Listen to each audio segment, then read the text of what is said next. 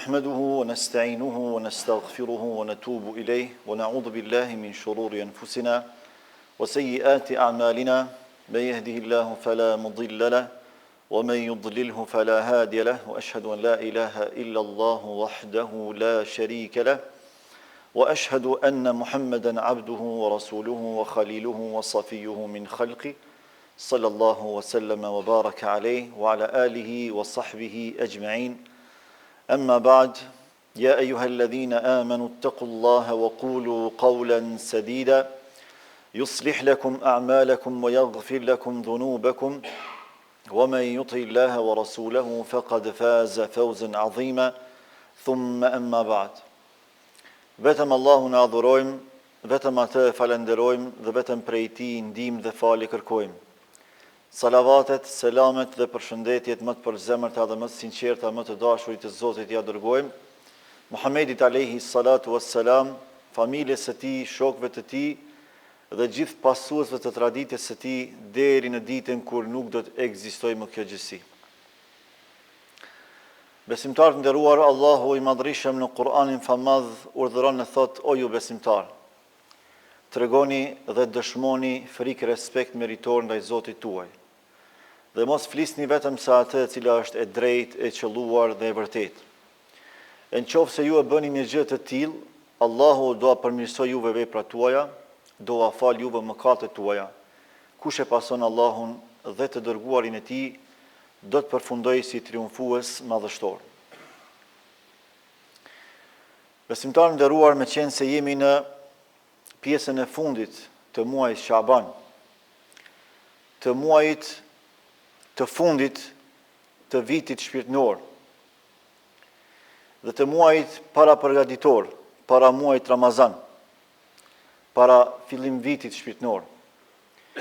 Ne kemi treguar se sa e vlefshme është që gjatë këtyre ditëve t'i drejtohemi Allahut me pendim të sinqert.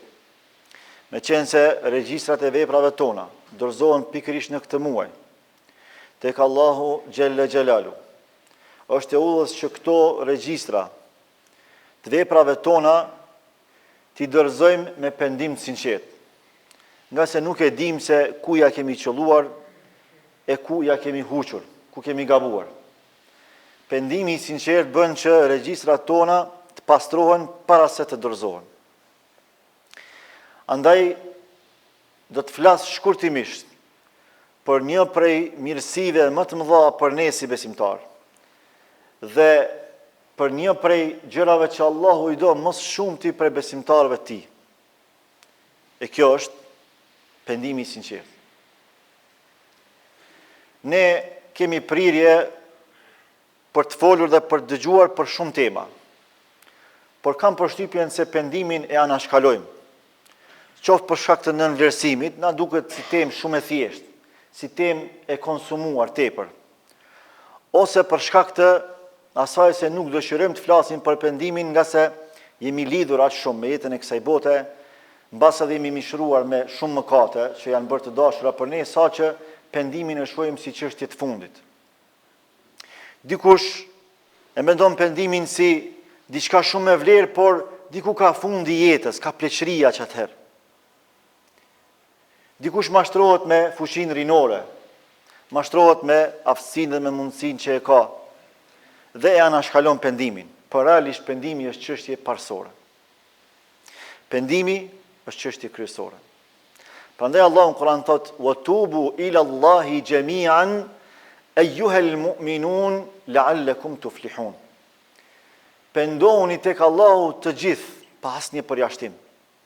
Duke filluar nga pejgamberët e Allahut, pastaj nga dietarët, nga pasuesit e pejgamberëve, pastaj nga njerëzit e rëndom, nga pasuesit e dietarëve dhe të hoxhallarëve. Kjo prej nesh, Allahu e thret që të pendohet sinqerisht nga zemra. Dhe pendimin e ka ndërlidhur me shpëtim. Shkaku kryesor i shpëtimit është pendimi. Prandaj thot në mënyrë që të shpëtoni. Pendohuni që të shpëtoni. Do të thotë çështja e pendimit është çështje elementare, thelbësore në Islam. Por çfarë do të thotë të pendohesh sinqerisht? Sepse Allahu në Kur'an thot gjithashtu: "Ja ayyuhalladhina amanu Tubu ila Allahi taubatan nasuha. O ju që keni besuar, pendohuni tek Allahu me pendim të sinqert. Çfarë quajmë pendim të sinqert? Kjo është çështja. Pendimi i sinqert shkakton përjetimin e revolucionit të zemrës, vendimit të mendjes, edhe ndryshimit të veprës. Pra kur ne pendohemi sinqerisht, në zemrën tonë përjetojmë një revolucion, një ndryshim të menjëhershëm, një ndryshim të gjendjes tonë, nga dashuria pas mëkatit në urrejtje të mëkatit. Pastaj ndërmarrim një vendim të prerë në mendjen tonë, që kjo punë është gabim, ky mëkat qenë ka shkatrus, dhe këtë në fund, ajo reflekton në veprat tona. Pra nuk ngelet vetëm në zemër apo në gjuhë, por pason në veprime konkrete. Pse kemi nevojë të pendohemi?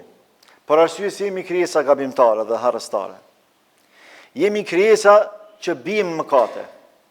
Edhe problemi nuk është tek rënia në mëkate, por tek kthimi në mëkate. Sepse vetë pejgamberi Allahut me shpallje nga Allahu, alayhi salatu wassalam, tregon e thot kullu bani Adem khata wa khairul khata'in at-tawwabun.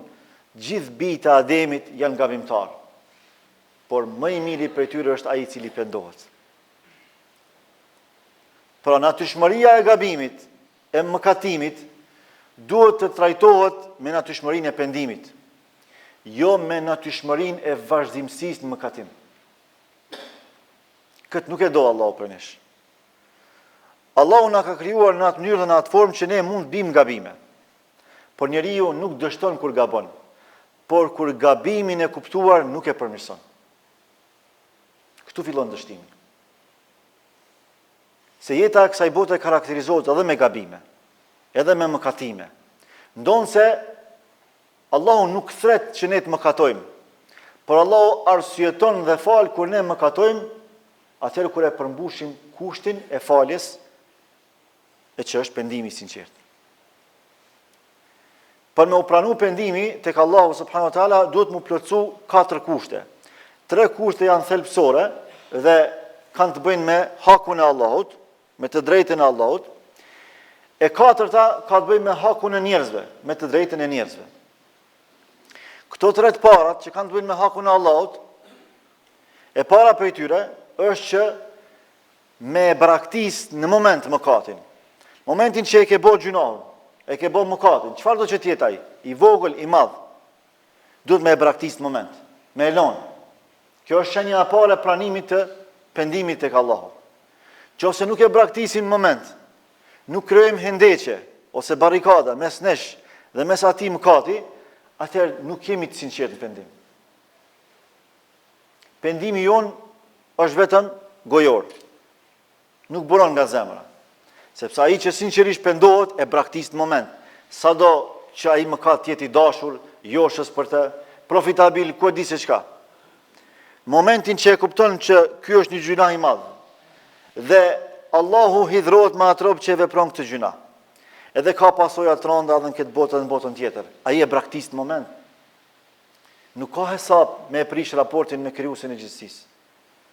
Nuk ka llogari, nuk e qet llogaria me i humbë gjitha ato mirësitë të Allahut për një mëkat, për një gjuna që mund të jetë shumë i bukur në dukje, apo në tingëllim, mund të jetë shumë i joshës, por pasojat i ka është rënda sa që mund të humbë Allahun, e nëse humbë Allahun, çfarë kam fituar? Asgjë. Kam humbur çdo gjë. Kushti i dytë për me të pranuar pendimin tek Allahu është që me ndi keqardhje të thellë. Pa nuk është thjesht po e braktis mëkatin, por me ndi keqardhje, me të thyj zemra, shpirti me të lëndu ty. Pse e ke bëu çat gjuna? Se çdo gjuna është tradhti ndaj Allahut.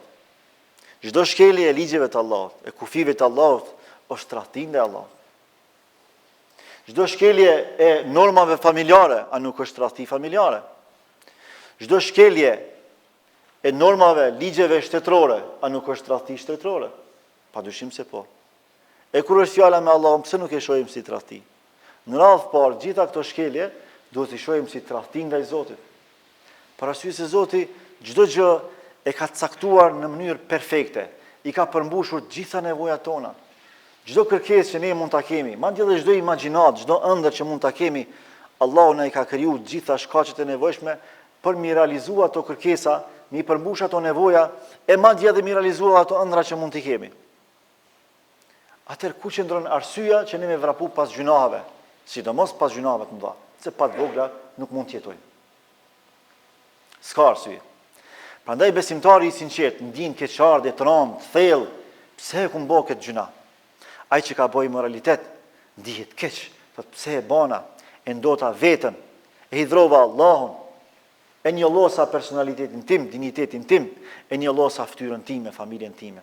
Ai që vjedh, ai që mashtron, ai që bën padrejtësi, çdo kush, varësisht nga mëkati, nga gjunahu dhe padrejtësia që mund ta bëj, duhet ndjej keqardhje në shpirt. Dhe nëse ndihet keqardhja pas mëkatimit, ky është vetë pendimi. Prandaj pejgamberi Allahut sallallahu alaihi wasallam ka thënë: "En-nadamu tauba." Tauba. Vetë keqardhja e thellë që ne ndjejmë kur mëkatojmë, kjo është vetë pendimi. Që do të thotë nëse nuk ndjejmë keqardhje, nuk kemi penduar sinqerisht tek Allahu i Madhërisht. E treta ka të bëjë me vendosmërinë e prerë. Pra, merr vendim që mon nuk kemi u kthy atij mëkati. E ke braktis, ke ndi keqardhje, edhe e treta dhe përfundimtare është që mos më u kthy mon, nëse i kthehesh, nuk e ke përmbushti pendimin e sinqert. Nuk e pendu sinqerisht tek Allahu. Fakti që ti prap po e gjen veten edhe po kthehesh te çaj gjuna, nuk e pendu sinqerisht tek Allahu. Por çka nëse ndodh? Prap nëse ndodh, duhet vazhdimisht me luftu me vetveten, me egon, me epshin ton, derisa ta arrim atë kulmin e sinqeritetit për me e braktis edhe mos më kthy kur më aty gjunahu. Me rëndësi është mos me gabu me qëllim. Nëse gabon nga dobësia, prap ka hapësirë që Allahu mos më ta mbyll derën. Por nëse gabon me qëllim, e din që është gjuna, i ke kuptu gjitha pasojat, edhe prap po i kthehesh njëjtit mëkat, puno me veten, puno me zemrën se ke një defekt serioz imanor në shpirt. Dhe nuk ka gjë më të rëndësishme që kërkon edhe meriton përmirësim me njëhershëm se sa çështjet imanore, se sa çështjet besimore. Edhe kushti i katërt që e përmbush pranimin e pendimin ton tek Allahu ka të bëjë me hakun e njerëzve. Me ja kthy hakun. Nëse dikë e kemi nënçmuar, e kemi ofendu, e kemi sulmuar me fjalë, me shku me alip hallallahu, me i thonë m'fal për çat fjalë që ta thash. M'fal që të lëndova, m'fal që të akuzova, m'fal që të mërzita, m'fal që të trazova. Nëse e kemi keq përdorur ndonjë mall, ndonjë pasuri, ndonjë antar të familjes, duhet me ja kompenzu atë keq përdorim që ja ke bë, atë dëm që ja ke shkaktu. E nëse ka të bëjë me prishje raportesh në një mënyrë apo tjetër, duhet me insistu që me ndrejt atë raport që e ke prish. Por ndryshe nuk pranohet pendimi tek Allahu subhanahu wa taala në raport me njerëzit. Sepse kur kemi të bëjmë me Allahun, Allahu i fal gjitha nëse don, se është hak i Allahut. Por kur është fjala për hakun e robit, Allahu e fal vetëm atëherë kur e fal robi që i ke hyrë hak. Pse? Është për drejtësisë Allahut me u kujdes për hakun e atij që i ke bë padrejtësi. Allahu kujdeset për çdo viktim. Dhe për drejtësisë absolute të Zotit është që pa ta bë halal çaj që i ke bë zullum në një mënyrë apo tjetër, Allahu s'ta fal. Se i hyn hak atij që ti ke hyn hak nëse ty ta fal. E Allahu nuk bën padrejtësi. Prandaj duhet mu halallshtis sa më shpesh mes vete, me kërku halallëk. Edhe kur jemi mirë, që nuk e dim, ndoshta e kemi thonë në fjalë që e kemi lëndu dikën, ndoshta e kemi lënë dikon pa gjumë, e ndoshta ka rrjedh lot për atë fjalë. E ndoshta kemi përçan familje. Ndoshta jemi bë shkak që dikush mos më u martu, apo dikush më u martu me dikë që s'u dash më martu. Ndoshta jemi bë shkak që dikush më humb pasuri, e ndoshta jemi bë shkak që dikush më humb edhe fëmijë. Nuk i dihet. Prandaj është mirë vazhdimisht na me alip halallahu njëri tjetrit edhe me abo halal njëri tjetrit. Një prej kurthave më të rrezikshme të djallit mallkum është kur na mashtron qoftë me mëshirën e Allahut apo me ndëshkimin e Allahut ndaj nesh. Pra e keq interpreton mëshirën e Allahut ose e keq interpreton ndëshkimin e Allahut. Ne e dim se Allahu është mëshirues i madh, por është edhe ndëshkues i rrep. Allahu e quan veten Ghafur Rahim, po falës i madh dhe mëshirbërës, por e quan edhe Shadidul Iqab, ndëshkues i rrep, përndryshe nuk plotësohet drejtësia. Andaj tek disa persona, varësisht se si djalli i mallkum i shet dobësitë tek ne, tek disa u qaset me keq interpretimin e mëshirës. Por ata që nuk friksohen nga ndëshkimi i Allahut, i mashtron me sigurinë mëshirën e Allahut. Ju thot, hajt bre se Allah ka falin e madhe, ka mëshirën e madhe, edhe nuk e lën mu fal, nuk e lën mu kthy ka rruga Allahut. Thot vazhdo se je i ri, bën një do ditë do gjunaje. Bani se ki kohë, ku ti bësh një 70-80 vjet, shkon në haxh, e qet një kapuç në krye, edhe shpërlahesh krejt. Pra, i mashtron me mëshirën e Allahut. Po në anën tjetër disa tjerë që e cungojnë fen, edhe e harrojnë mëshirën e Allahut. Ata vetëm e kujtojnë frikën edhe ndëshkimin e Allahut. Ka më na dënu Zoti, ka më na ndëshku Zoti, nuk shohin dritë. Jetën e shohin bardhëzi. Harrojnë që ka edhe xhenet, harrojnë që ka mëshirë. Pra, s'ka i kundërt apo ekstremi i kundërt. As e para, as e dyta nuk lejohen. Besimtari i Allahut rrugton drejt Allahut sikurse shpendi që shtekton në qiell. A keni pa shpendi orientohet me kokë edhe balancohet me krah. Edhe na, orientimin tonë drejt Allahut e kemi nga dashuria për Allahun. Dashuria ndaj Allahut na orienton. Po kush na balancon? Shpresa në mëshirën e Allahut në njërin anë dhe frika nga ndëshkimi i Allahut në anën tjetër. Nëse turbulencat jetësore, joshjet, mirësit, fatkeqësit na anojnë më shumë ka shpresa në mëshirën e Allahut, saqë e harrojmë ndëshkimin e Allahut, atëherë duhet me e balancu pak, duhet me tut veten pak, m'ia kujtu pak vetes xhenemin, m'ia kujtu pak vetes llogaridhënien para Allahut, edhe e balancon rrugtimin ton. Nëse jemi prej atyre që vetëm zi shohim, edhe vetëm kiamet e bëjmë jetën, atë duhet me balancu duke e përkujtu shpresën në mëshirën e Allahut, se Allah ka mëshirën e madhe. Andaj besimtarët e Allahut, Allahu prej dashurisë tij ndaj nesh dhe prej mëshirës madhe ka lënë që çdo robi t'ia pranon pendimin.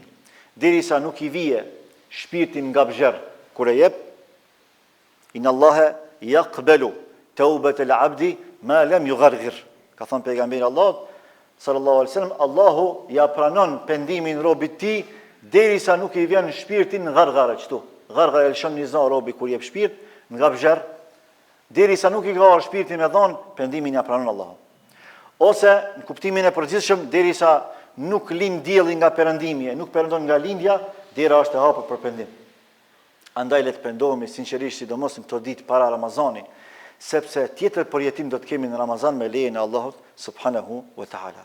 Lutim Allahun që na i fal gjitha mëkatet tona, ato që i dim dhe ato që nuk i dim, ato që eventualisht i veprojmë në fshehtësi apo në publik, të na pranoj pendimin ton sinqert dhe të na bëj për besimtarëve që kur dalin para madhërisë së tij për dën llogari, pendimi i sinqert do të jetë shkak që ne nuk të ndijmë as aromën e zjarrit të xhenemit dhe do të gëzojmë mirësitë më të larta në xhenetin e Allahut subhanahu wa taala. Aqulu qawli hadha wastaghfirullaha li wa lakum wa lisa'iril muslimina min kulli dhanbin fastaghfiruhu innahu huwal ghafurur rahim walhamdulillahi rabbil alamin.